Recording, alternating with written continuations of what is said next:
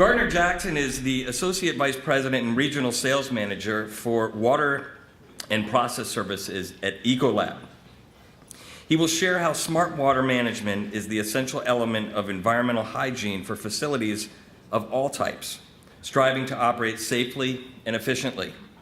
Water is one of the most critical resource driving building operations. So please help me in welcoming Gardner Jackson.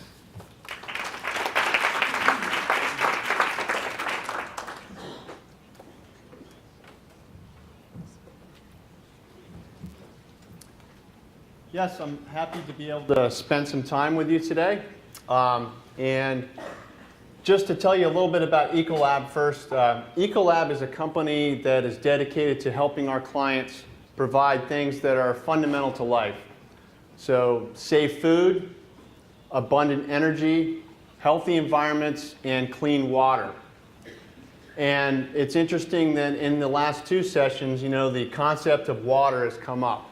I would like to, today, in our short time together, spend a little bit of time talking just about water. And I will consider my time up here successful if today you go home and you think about water just a little bit differently, because I think we all have to now. We all, I think, buy the concept that water is essential to life. But what we're all starting to see, if you're tuning in carefully and looking at the headlines, is that water is a finite resource. And I'll share a few headlines with you.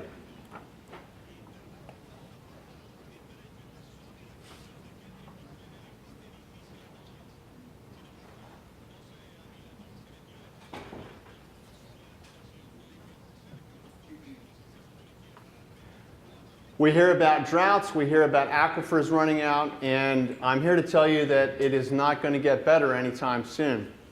As you can see here, as the population grows and as economies develop, the things we use water for grow exponentially. And energy and food are all water-intensive things.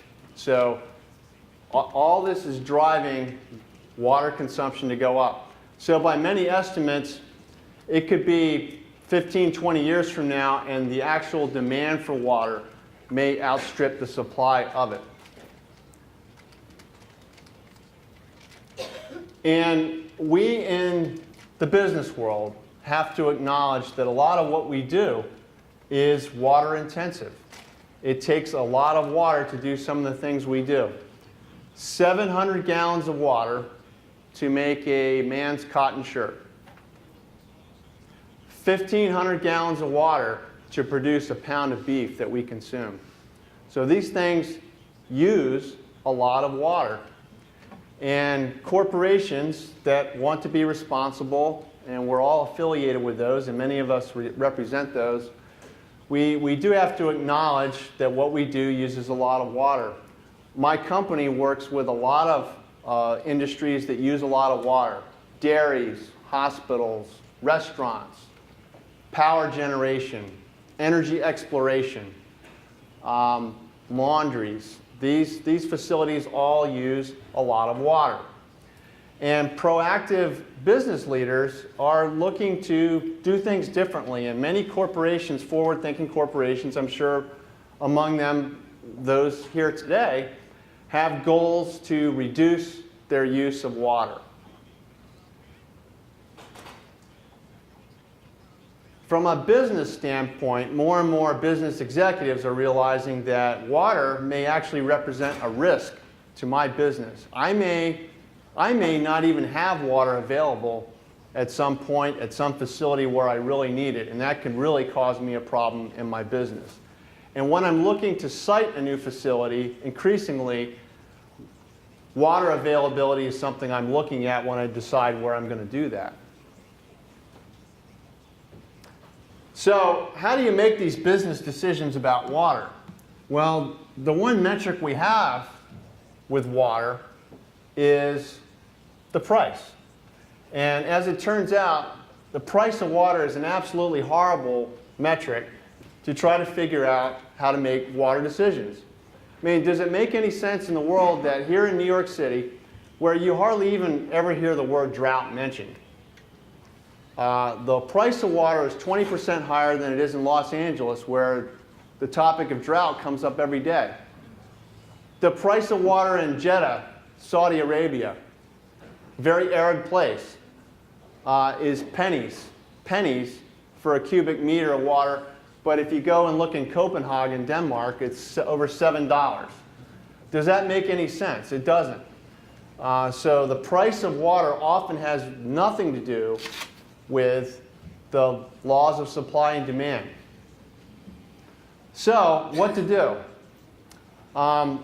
In working with business leaders, our company realized that this was a point of frustration, because when you're trying to decide if I'm going to fund a project and I want to evaluate the return on investment on a project, or if I want to see where in all my portfolio I want to put my emphasis on a project to recover water or use less water, how do I do that? So we partnered with a firm called TrueCost, who does a lot of work with valuing natural resources.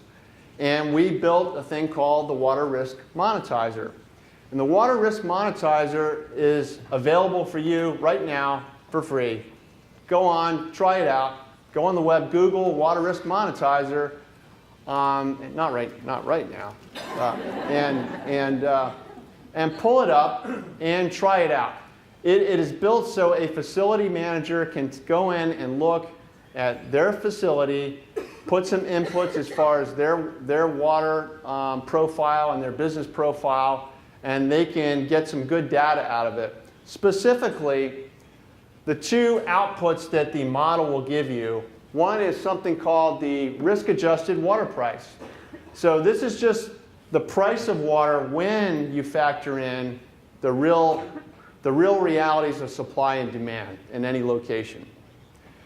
And then the second output is potential revenue at risk. And what this is factoring in that facility's economic impact compared to its use of available water resources. It gives you a potential revenue at risk, so that you can look at and think about whether or not I want to do something here or there, or site a facility here or there. So let us look at an example. If you were a corporation that made beverages and you were going to build a beverage plant someplace, and you started looking at potential sites, you might look at Los Angeles, Rio de Janeiro, Mumbai, and Beijing. And when the first metric you'd have, of course, readily available to you would be the price of water. So to give you a relative idea, you can see that, in fact, Los Angeles comes out on top in terms of the price of water of those 4 sites, followed by Rio de Janeiro, then Mumbai, then Beijing and Mumbai. And that's the price of water. But when you go for the risk-adjusted water cost, you see some different numbers. And you can see now it has a whole different look when you're really evaluating the true supply and demand issues. And then finally, when you look at potential revenue at risk,